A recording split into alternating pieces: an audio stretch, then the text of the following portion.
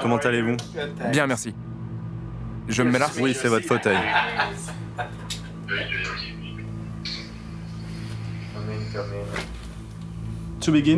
Pour commencer, pouvez-vous s'il vous plaît dire votre nom, votre poste et en quoi il consiste? Ok.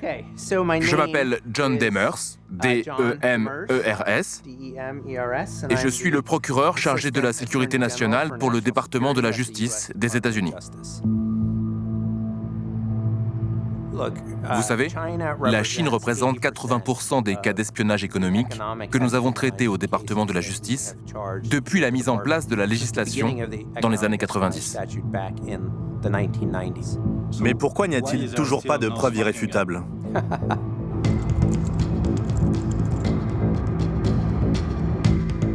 C'est une bataille sans fin sur fond d'intérêts commerciaux et géopolitiques.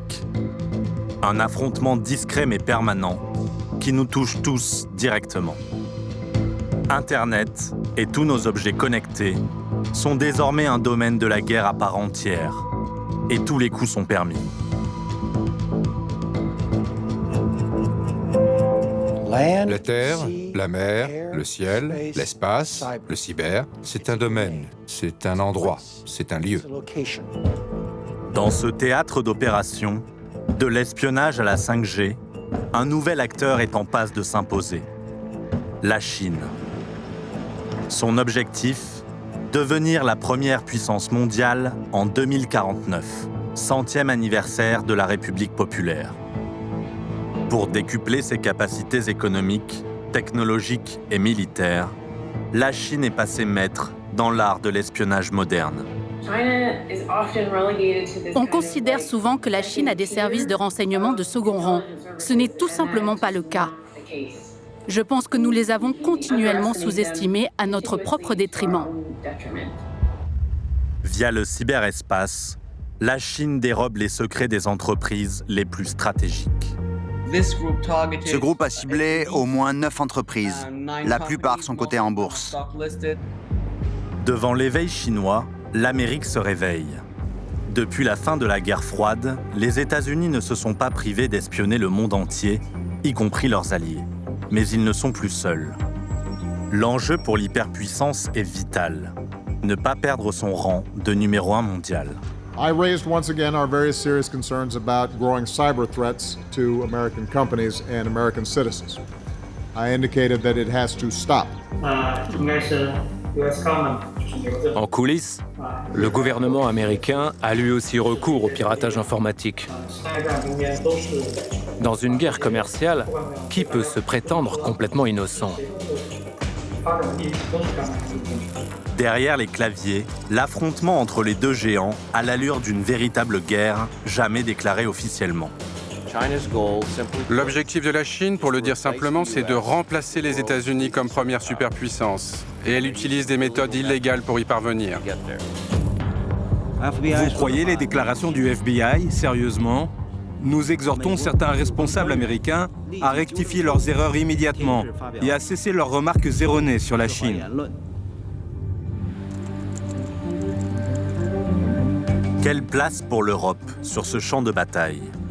Entre son allié historique américain et son nouveau partenaire économique chinois, son cœur balance. L'Europe est en quelque sorte prise en sandwich entre les États-Unis d'un côté et la Chine de l'autre. Comment réagit-elle lorsque ses communications diplomatiques sont piratées par la Chine? Vous savez, l'attaque dont vous parlez n'est qu'une des nombreuses attaques qui ont eu lieu, qui ont lieu et qui auront encore probablement lieu. Quelles sont les véritables capacités d'espionnage numérique de la Chine? Sont-elles exagérées par les États-Unis? Ou cette nouvelle cyberpuissance tente-t-elle de rebattre les cartes de l'ordre mondial? C'est une superpuissance cyber qui est là pour durer. C'est un acteur mondial. Que cela vous plaise ou non, il va falloir compter avec la Chine.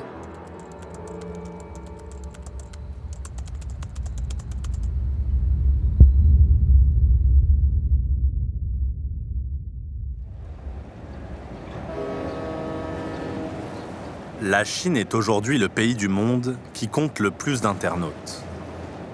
Mais au début des années 2000, seuls 4 millions de Chinois avaient accès à Internet, moins d'1% de la population. À cette époque, la Chine s'apprête pourtant à entrer avec fracas dans le cyberespace et ses conflits. Deux événements internationaux qui opposent le pays aux États-Unis vont provoquer les premières cyberattaques chinoises. Le premier en 1999. Dans la nuit du 7 au 8 mai, lors d'une opération de l'OTAN en Yougoslavie, des missiles américains détruisent l'ambassade de Chine à Belgrade. La Chine exige que l'OTAN en assume l'entière responsabilité.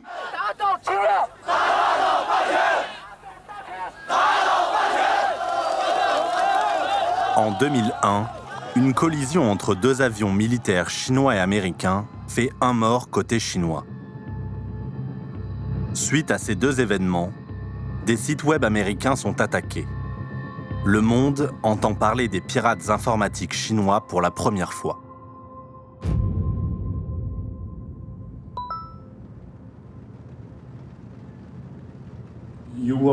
Vous avez travaillé comme experte pour la NSA pendant 14 ans ? 13, oui. 13 ans. La NSA est la puissante agence américaine d'espionnage des communications. Priscilla Moriucci y a dirigé le bureau d'analyse des cybermenaces asiatiques. Fin des années 90, début des années 2000, il y avait un groupe de personnes qui étaient impliquées dans ce que l'on a appelé la première guerre de hackers sino-américaine. C'était intéressant parce que c'était la première fois que des gens prenaient parti pour un État et utilisaient Internet comme moyen d'attaque à des fins politiques.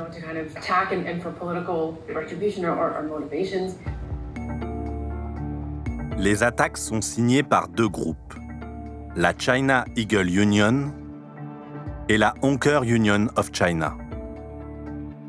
Pour retrouver les sites de ces deux organisations, il faut faire un bond en arrière de 20 ans. Archive.org est une machine à remonter le temps sur Internet.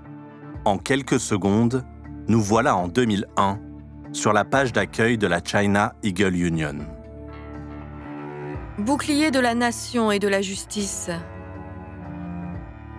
Mon cœur est droit et radieux. Et celle de la Honker Union of China, l'union des hackers de Chine. Alliance de cybersécurité des hackers chinois. C'était une période de transition où l'image que les Chinois avaient d'eux-mêmes et de leur rôle était en plein changement. Cela s'est manifesté dans le cyberespace avec des groupes comme la Honker Union qui ont réalisé qu'ils avaient un outil, Internet, leur permettant de nuire aux États-Unis et ils l'ont utilisé.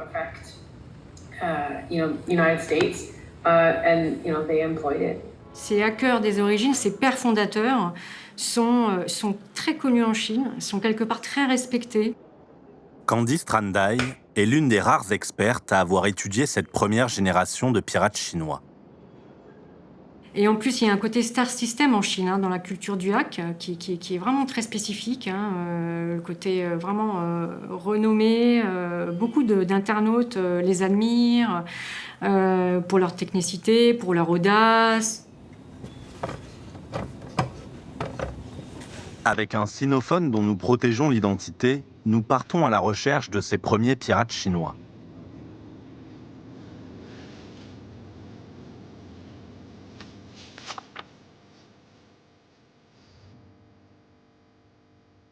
Nous listons les pseudonymes que nous trouvons. Après plusieurs semaines de recherche, nous avons des visages, des parcours, de vrais noms et même des adresses mail. Parmi eux, les leaders des groupes de cette première guerre de pirates sino-américaine.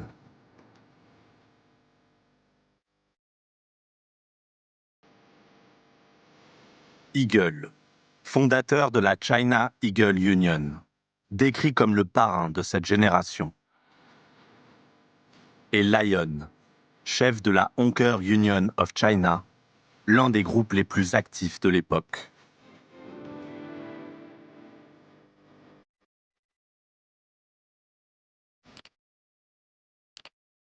nous envoyons des mails à tous ces pirates via une messagerie sécurisée.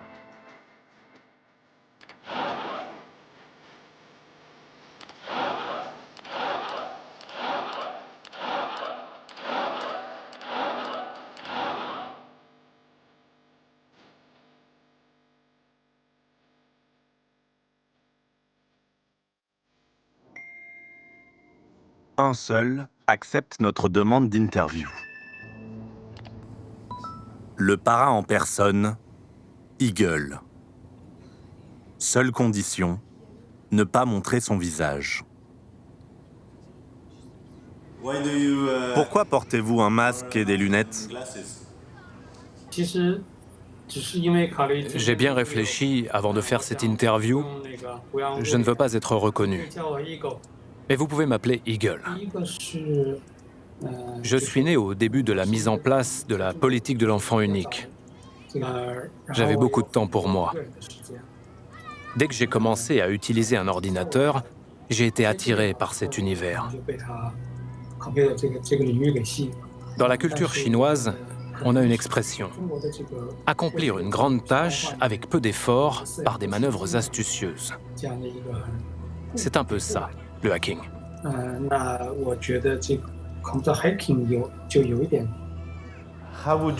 Comment décririez-vous la culture hacking de l'époque? À la fin des années 90, les forums Internet étaient un des moyens de communication les plus populaires. C'est à ce moment-là que j'ai créé le mien, China Eagle Union. À sa fondation, on parlait de sujets techniques, de sujets d'ordre social. On commençait à découvrir le monde extérieur. J'ai donc décidé d'orienter mon forum vers ce type de discussion politique. En 2001, il y a eu une collision entre deux avions militaires américains et chinois. Cet événement nous a beaucoup affectés. Après cet incident, des groupes de hackers américains ont piraté des sites web chinois. Avec deux autres amateurs en cybersécurité, nous avons mené une campagne de représailles. On a voulu répliquer en piratant à notre tour des sites Internet américains. Eagle lance un appel sur son site à tous les pirates informatiques chinois. Plan d'action contre l'hégémonie et pour l'union de la Chine. But, lancer un avertissement à toutes les forces anti-chinoises qui tentent de diviser le pays. Méthode, tous les moyens informatiques disponibles. Avec son groupe, la China Eagle Union, il vise un symbole de la puissance américaine, la Navy. Voici l'un des sites de la marine américaine en 2001. Eagle et sa bande remplacent son contenu par leur slogan patriotique. Les hackers patriotes de Chine vont mettre fin à toutes les formes d'impérialisme. Tous les Chinois doivent être unis et lutter pour l'honneur de notre patrie. On a des hackers patriotes qui vont agir quand la Chine est critiquée. Et forcément, il y a un moment, ça va, entre guillemets, arranger le gouvernement chinois. Mais ce qu'il faut retenir, c'est qu'à d'autres moments, ça va déranger le gouvernement chinois. En mai 2001, l'État chinois désavoue les jeunes pirates nationalistes. Un éditorial du quotidien du peuple, l'organe de presse officiel du Parti communiste, déclare que les attaques des pirates sont illégales. Les attaques et les sabotages de sites web, qu'ils viennent des hackers américains ou chinois, sont des actes impardonnables et illégaux. Il n'est pas exagéré de parler de cyberterrorisme. Un rappel à l'ordre qui n'étonne pas l'ex-espion britannique Nigel Inkster. Que pouvez-vous dire de vos anciennes fonctions? J'ai travaillé pour le service de renseignement extérieur du Royaume-Uni. À mon départ, j'occupais le poste de directeur des opérations et du renseignement. Tout d'abord, le Parti communiste chinois n'aime pas les organisations qui échappent à son contrôle. Il les voit comme un défi et comme une menace. Ensuite, dans les faits, le comportement de ces groupes de pirates patriotiques était potentiellement néfaste pour les intérêts de la Chine, tel que le voyait le parti. Donc pour ces deux raisons, il fallait les contrôler. En 2001, la Chine s'apprête à bousculer son histoire et celle du monde. Elle est sur le point d'intégrer l'Organisation mondiale du commerce et de devenir un acteur majeur des échanges internationaux. C'est un pas décisif vers le statut de puissance mondiale. Eagle, Lion et les autres sont sacrifiés au profit de la nouvelle respectabilité économique du pays. En 2002, nous avons déclaré que nous ne ferions plus de piratage. Nous avions exprimé notre colère. Nous devions désormais travailler au service du pays. Et puis, le forum devenait problématique. Enfin, sa gestion. Parce que quand vous gérez un forum, vous êtes responsable de tout ce qui est posté. Si des rumeurs sont publiées, vous en êtes responsable. Et ça, c'est très stressant à gérer. Eagle dissout son organisation, ses membres se dispersent. Après, chacun a suivi son chemin. Certains ont rejoint des entreprises de cybersécurité et d'autres les rangs de la cyberpolice.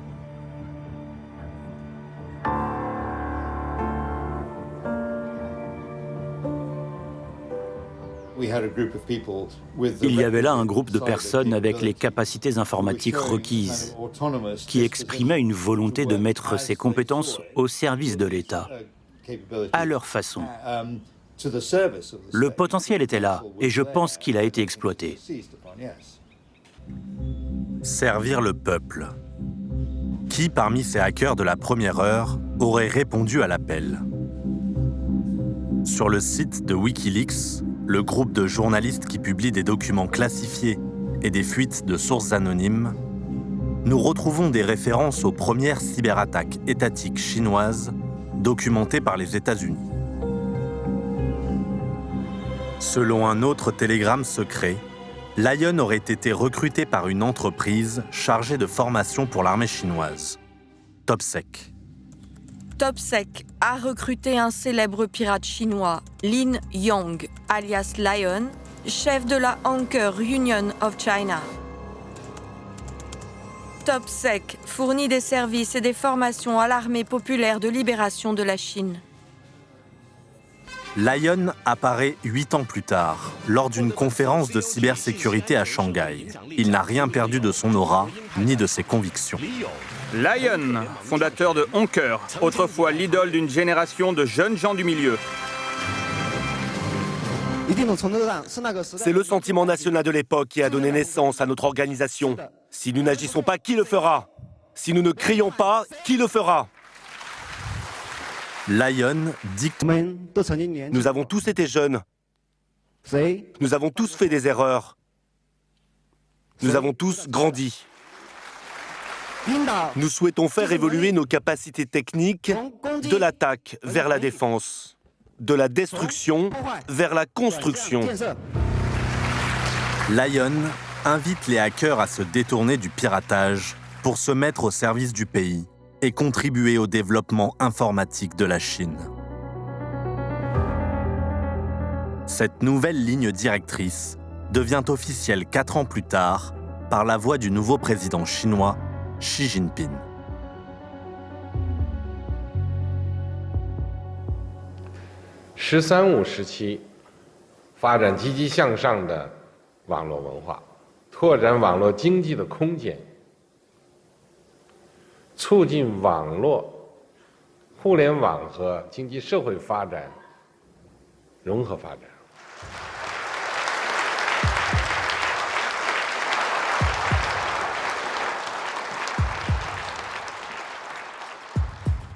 Jeff Moss est l'un des experts en cybersécurité les plus réputés. Cet Américain est le fondateur des plus grandes conférences mondiales de sécurité numérique, DEF CON et Black Hat. En 2018, il lance une édition chinoise de DEF CON, symbole de l'essor fulgurant du cyber en Chine.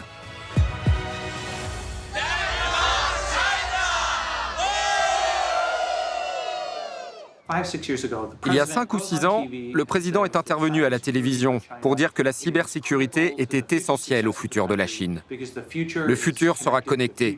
Le futur, c'est Internet. Pour réussir, il faut être capable de le protéger. C'est pourquoi les experts en sécurité sont essentiels à l'avenir de l'économie chinoise. Du jour au lendemain, les universités ont commencé à proposer des cours de sécurité. Les entreprises se sont ruées sur les hackers et les spécialistes en sécurité. Ces passionnés, qui pratiquaient dans leur coin, ont soudain été très demandés. Les premiers pirates chinois, rentrés dans le rang, contribuent à l'incroyable ascension du pays. La Chine devient la 2e puissance économique mondiale. Prochain objectif, être numéro 1. La Chine déploie alors sa force cyber pour surpasser les États-Unis. Sa stratégie, voler les secrets industriels des plus grandes entreprises. C'est du moins ce qu'affirment les responsables américains.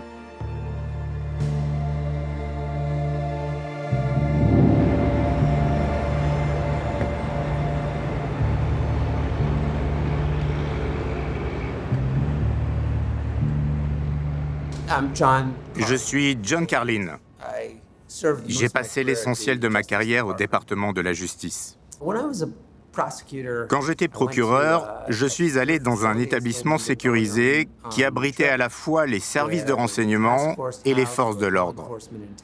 Il y avait un écran géant en arrière-plan de la taille d'un écran de cinéma.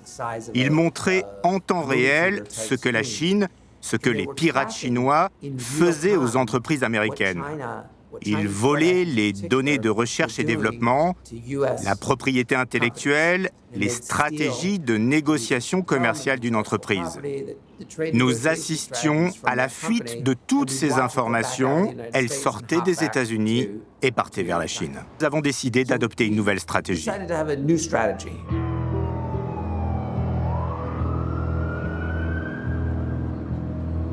Cette nouvelle stratégie américaine est offensive et publique. Elle est annoncée en grande pompe lors d'une conférence de presse du département de la justice. Aujourd'hui, nous annonçons l'inculpation de 5 officiers de l'armée populaire de libération de la Chine pour une série d'intrusions informatiques contre 6 entreprises américaines. Nous affirmons que les membres de l'unité 61-398 ont conspiré pour pirater les ordinateurs de 6 victimes américaines et voler des informations permettant d'avantager leurs concurrents. Les États-Unis ne se contentent pas d'identifier la section militaire chinoise responsable de ce piratage. Ils vont plus loin.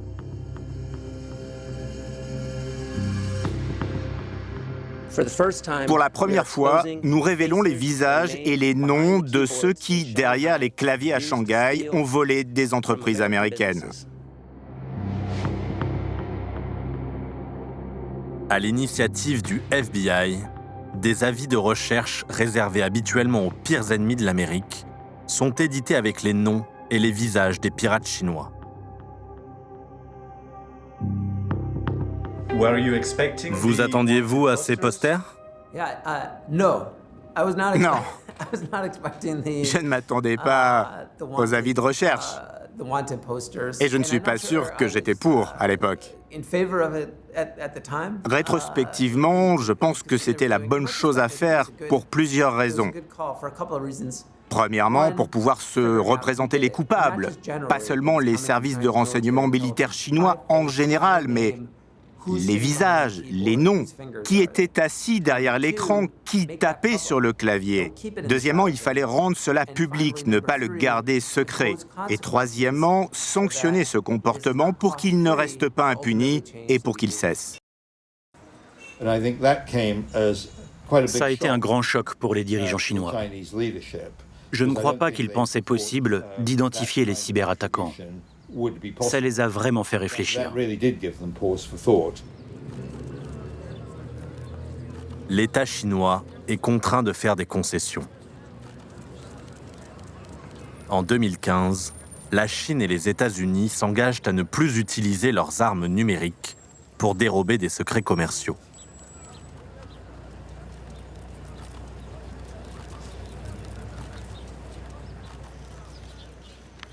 Good afternoon, everybody. Please have a seat. 中国坚决反对和打击包括网络、商业窃密在内的各种形式的黑客攻击活动。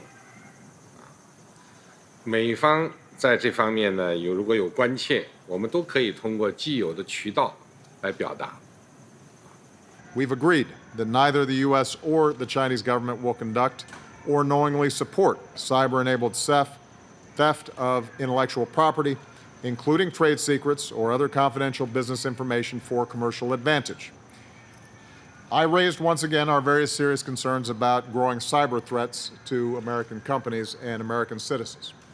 I indicated that it has to stop. The United States government does not engage in cyber economic espionage for commercial gain. Les États-Unis, à l'initiative de cette rencontre, sont eux-mêmes empêtrés dans des scandales d'espionnage. Depuis 2 ans, les révélations du lanceur d'alerte Edward Snowden sur la surveillance américaine massive des citoyens, des entreprises et des politiques embarrassent l'administration Obama. Du point de vue européen, c'est assez difficile de faire la différence entre les piratages chinois ciblant les grandes entreprises et les piratages des services de renseignement américains. À la NSA, il est illégal d'utiliser les ressources gouvernementales pour des raisons économiques, même si c'est pour soutenir la plus grande entreprise américaine. C'est illégal. Cette restriction n'existe pas forcément au sein des services de renseignement de certains pays européens, par exemple, et elle n'existe certainement pas au sein des services de renseignement chinois.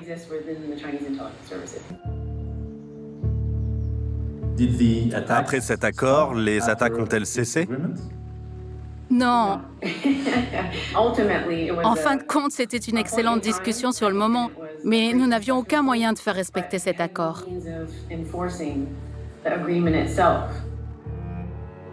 L'accord des 2 leaders n'est pas respecté sur le terrain. Les attaques continuent et les accusations américaines de piratage s'enchaînent, toujours en grande pompe. Nous annonçons aujourd'hui des chefs d'accusation contre 2 pirates informatiques chinois, Zhu Hua et Zhang Shilong. La campagne de piratage des accusés a également visé des agences gouvernementales américaines, dont les laboratoires de la NASA, le ministère américain de l'énergie et la marine américaine. Je suis ici pour annoncer l'inculpation de pirates informatiques de l'armée chinoise, plus précisément de 4 membres de l'armée populaire de libération, pour avoir pénétré dans les systèmes informatiques de l'agence de crédit Equifax et pour avoir volé les informations personnelles sensibles de près de la moitié des citoyens américains. Les industries ciblées comprenaient la fabrication de haute technologie, les appareils médicaux, l'ingénierie civile et industrielle, les logiciels commerciaux, éducatifs et de jeux, l'énergie solaire, les produits pharmaceutiques et la défense. Parfois, la bataille semble sans fin. Au total, 35 individus ont été inculpés pour leur implication dans des opérations chinoises d'espionnage informatique. Parmi eux, des pirates, des militaires gradés, mais aussi des agents de terrain, des recruteurs ou des informateurs. Tant que ces personnes restent en Chine, elles sont hors de portée. Il y a eu des cas où des Chinois impliqués dans le cyberespionnage ont été arrêtés en dehors de la Chine et poursuivis. C'est arrivé. Mais tant qu'ils restent en Chine, les responsables de ces opérations ne sont pas en danger. Sur 35 accusés, seulement 3 ont été arrêtés. 2 sont en attente d'une extradition vers les États-Unis depuis la Malaisie.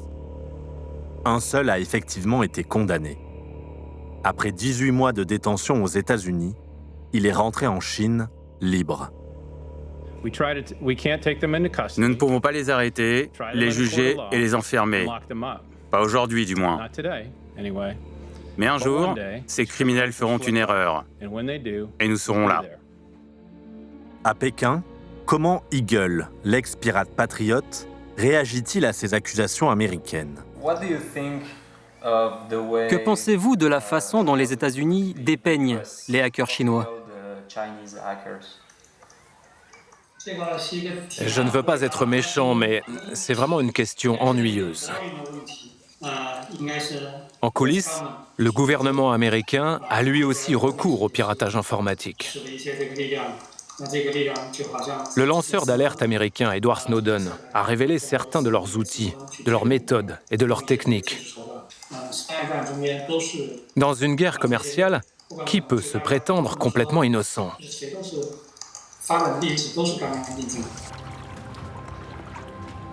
Après les États-Unis, l'Europe est-elle la nouvelle cible? Loin des déclarations officielles tonitruantes de Washington, c'est dans les articles de journalistes spécialisés qu'il faut chercher.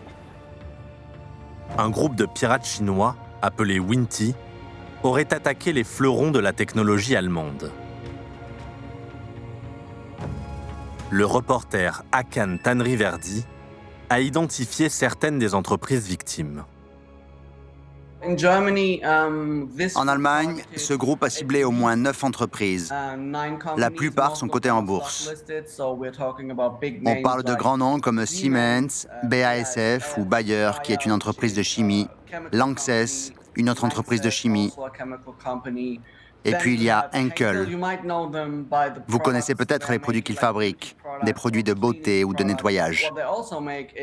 Mais ce qu'ils produisent aussi, c'est de la colle industrielle. Si vous voulez fabriquer un avion et coller différentes pièces entre elles, vous n'utiliserez pas de colle normale. Vous utiliserez de la colle industrielle.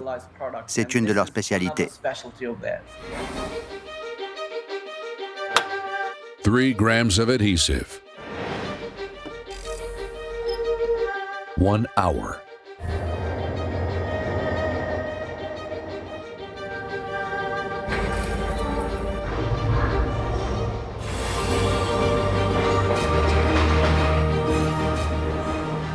Ce n'est pas vraiment de la colle normale. C'est quelque chose que vous ne voulez pas avoir sur les mains. Avez-vous réussi à savoir si cela a été volé par les pirates? Toutes les entreprises que nous avons contactées nous ont répondu une variante de la phrase « À notre connaissance, aucune information sensible n'a été volée » ou « Peu d'informations sensibles ont été volées ». Mais bon, pourquoi est-ce qu'ils annonceraient « Oui, bien sûr, ils ont volé toutes nos informations importantes ». Nier la gravité des attaques. Est-ce la stratégie de défense adoptée par l'Europe pour ne pas froisser son partenaire économique chinois? Je pense que jusqu'où? Lors de notre enquête, nous découvrons une attaque qui aurait dû faire l'effet d'une bombe. Entre 2015 et 2018, des milliers de documents diplomatiques ont été volés.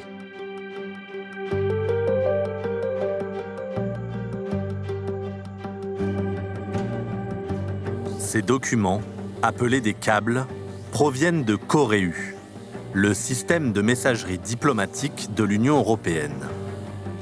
Cet outil informatique connecte les États membres de l'Union aux institutions européennes.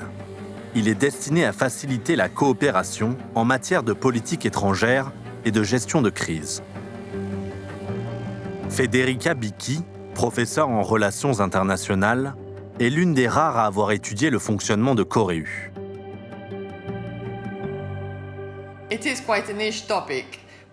C'est un sujet de spécialiste, mais en fait c'est assez important.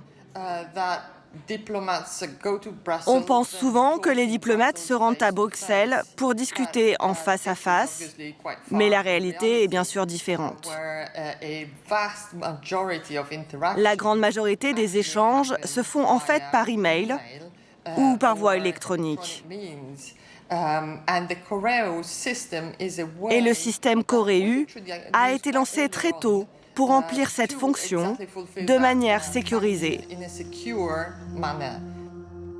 En mettant la main sur cette grande quantité de documents classifiés, les pirates peuvent suivre au jour le jour l'élaboration de la politique étrangère européenne. Dans l'un des câbles volés, un responsable de mission européen met en garde contre les velléités chinoises en Afrique. L'Union européenne bénéficierait d'une réévaluation de sa stratégie concernant son engagement avec la Chine et l'Afrique, en considérant la Chine comme un partenaire, mais aussi comme un concurrent, voire comme une menace. Pourtant, ce vol de données sensibles de l'Europe n'a pas été révélé par ses agences de renseignement, mais par une entreprise américaine de cybersécurité, Area One.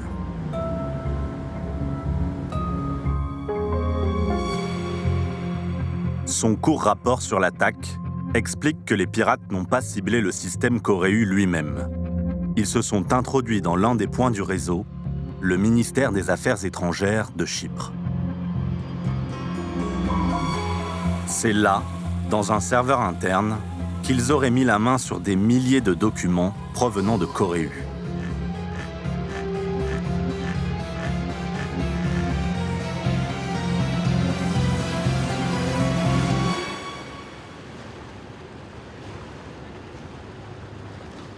Nous rencontrons Oren Falkovits, le président d'Area One. Il est de passage à Berlin, en Allemagne. Avant de travailler dans le privé, il était membre d'une unité de pirates d'élite de la NSA, l'agence de renseignement cyber des États-Unis. L'ancien hacker américain est catégorique. La Chine est responsable du piratage de Coreu.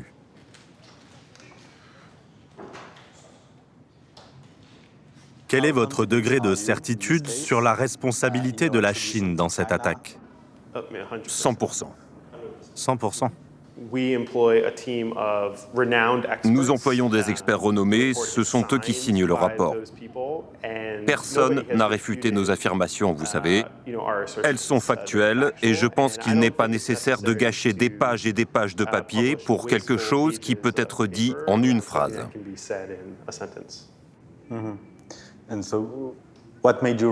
Qu'est-ce qui vous a permis d'établir que les pirates avaient accès aux câbles Coreu ?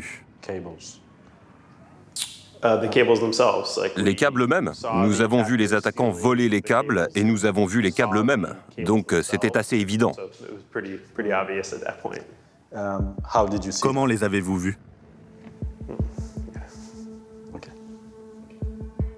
Tradition de l'espionnage oblige, ce spécialiste en sécurité garde ses méthodes secrètes.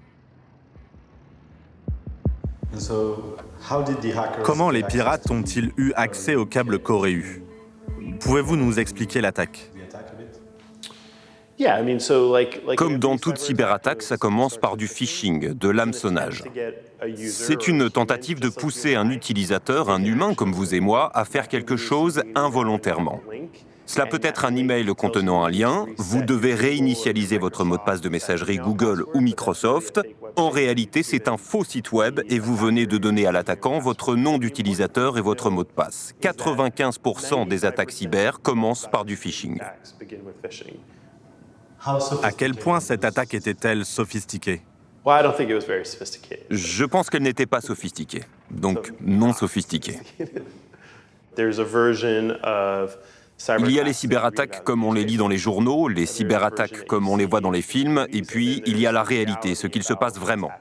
L'essentiel de l'activité de ce groupe de pirates chinois n'est globalement pas sophistiqué, elle est ordinaire. Mais cela montre ce qu'il est possible d'accomplir en étant ordinaire. À ce stade, seul Oren Falkovits et sa société Area One attribuent ce piratage de la diplomatie européenne à la Chine.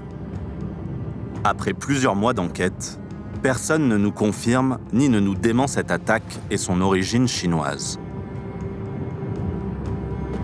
Faut-il croire Area One, dont les fondateurs sont d'anciens agents américains ? Un contact, dont nous protégeons l'identité, nous envoie une information qui fait basculer notre enquête.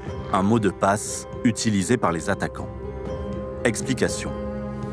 Les documents diplomatiques européens sont stockés dans les systèmes informatiques du ministère des Affaires étrangères chypriote.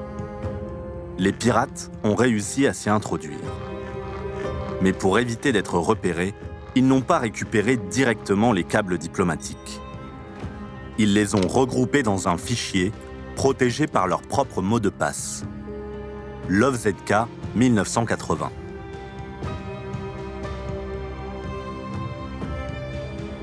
En cherchant ce mot de passe sur le web chinois, nous trouvons un internaute dont le pseudonyme est LoveZK 1980. À notre connaissance, il n'en existe pas d'autres. Sur l'un des forums de discussion chinois les plus populaires, l'utilisateur LoveZK 1980 publie en 2012 plusieurs messages dans la rubrique militaire. Une formulation erronée dans un de mes messages au sujet d'un cadre dirigeant a causé un grand malentendu au sein de l'état-major. Je me suis excusée de ma faute. Je vous demande donc de bien vouloir supprimer le message. Dans un autre post, il précise l'état-major général 3e département, la branche de l'armée chinoise spécialisée à l'époque dans le cyberespionnage. C'est de ce département que dépendaient les militaires chinois mis en examen par les États-Unis en 2014.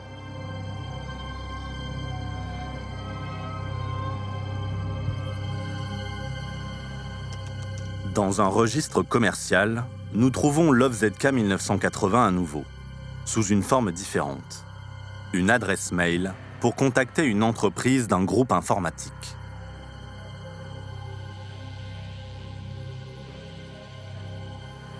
La société principale de ce groupe est située dans une grande ville du sud-est de la Chine.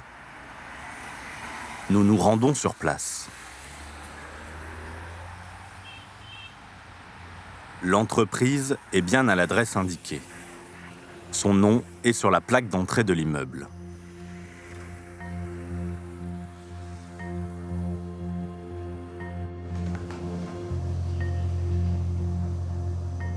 Sur ce grand site chinois d'offres d'emploi, cette société indique avoir besoin de traduire des documents rédigés dans des langues européennes.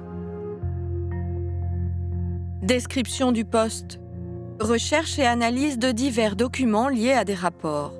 Compétences requises. Bonne maîtrise de l'actualité. Bonne maîtrise de l'actualité. Une des compétences nécessaires pour décrypter les documents de Corée.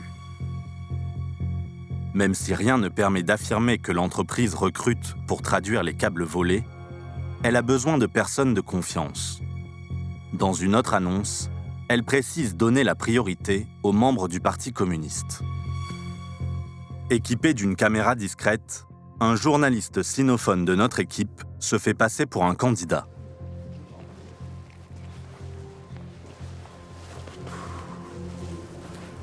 Bonjour. Bonjour. Qu'est-ce que vous voulez? J'ai vu une annonce sur Jipin. Vous cherchez des traducteurs? Mais on cherche des Chinois. Ah ok, j'ai compris. On cherche des gens qui habitent ici, des Chinois. Ok. Vous êtes de quel pays? De France. Ah, pour le français, on a déjà quelqu'un. En ce moment, on ne cherche personne. Désolé. Ok. Notre objectif ce jour-là, confirmer l'existence de cette société et de son besoin de traducteurs. Sur le site d'offres d'emploi, le dirigeant renseigné pour cette entreprise porte les initiales ZK, comme dans LoveZK 1980.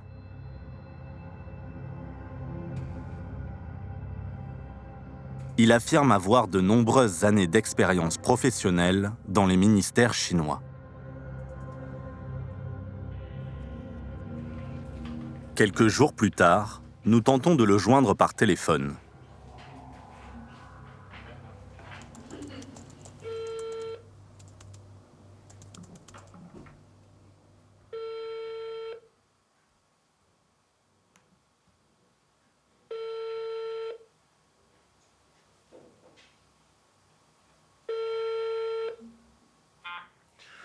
Allô, bonjour. Bonjour, est-ce que je suis bien chez l'entreprise Qui êtes-vous? Je suis journaliste pour la télévision française. Nous nous intéressons aux entreprises chinoises de technologie. Votre société semble avoir des activités dans ce domaine. Nous voudrions en savoir plus. Je ne suis pas intéressé. Nous souhaiterions interviewer votre PDG. Pouvez-vous lui transmettre notre message? Ce n'est pas possible, merci.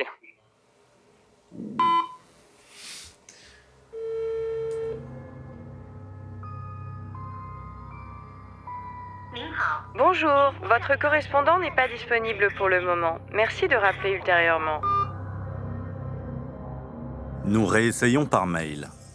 L'entreprise ne donnera jamais suite à nos demandes répétées d'interview.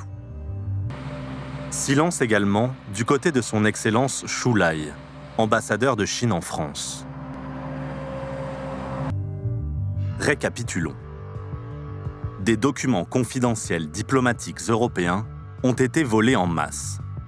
Une société américaine affirme qu'il s'agit d'une cyberattaque chinoise. Le mot de passe des pirates, LoveZK 1980, sans établir de preuves définitives, pointe vers le patron d'une entreprise informatique chinoise qui recherche des traducteurs en langues européennes. Que sait l'Union européenne de cette attaque ?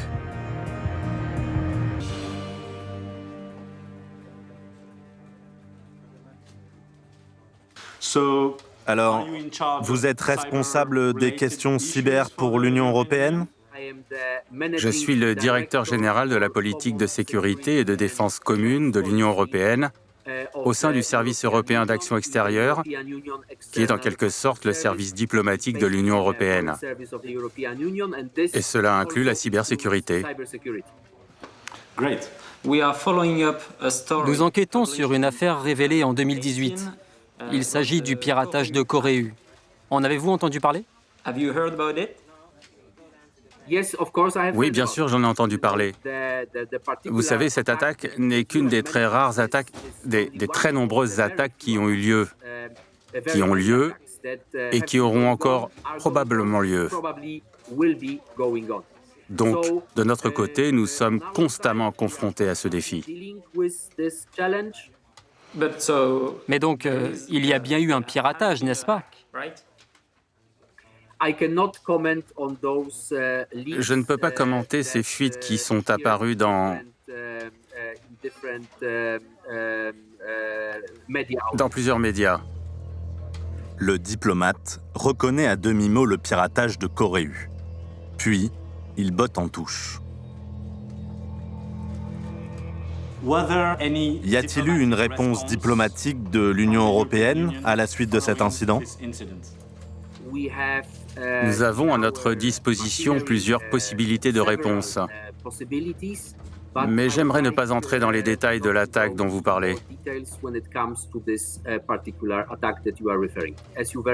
Du côté de l'Union européenne, comme vous le savez, nous n'avons attribué aucune attaque à personne. Pourquoi ? L'attribution est une compétence des États membres. L'attribution au niveau de l'Union européenne serait un processus très difficile et probablement très long.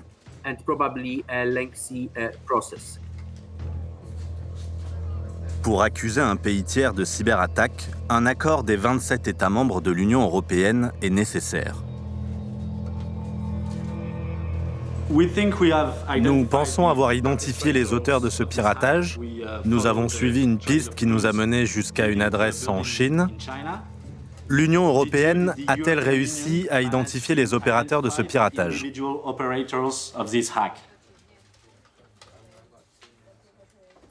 Désolé, encore une fois, je ne peux pas entrer dans ces détails. L'Union européenne est-elle trop faible pour s'exprimer sur ces cyberattaques et affronter la Chine ?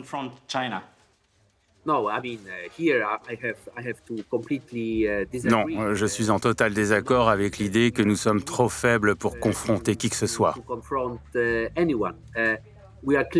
Notre interlocuteur s'en tient à la ligne officielle. Il lit, presque mot pour mot, une fiche éditée par la communication de l'Union européenne quelques mois plus tôt. Pour nous, la Chine est à la fois un partenaire, un concurrent économique et un rival systémique. Nous voulons poursuivre un engagement réaliste, efficace et cohérent avec la Chine, sur la base de nos valeurs et de nos intérêts.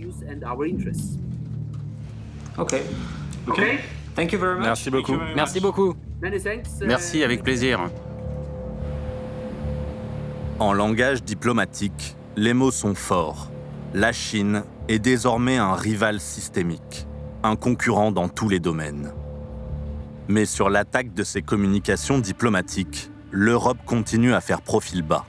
Ils minimisent ce problème, malgré son origine bien claire. Par conséquent, ils ne vont pas expliquer ce qu'ils font, comment ils le font, etc. Parce que la situation est déjà assez mauvaise comme ça. Les responsables de Washington, eux, espèrent une attitude plus agressive de l'Europe sur le cyberespionnage chinois. On croit souvent que fermer les yeux fera disparaître le problème, mais ce n'est pas le cas. Attendre avant d'aborder ce sujet est une erreur.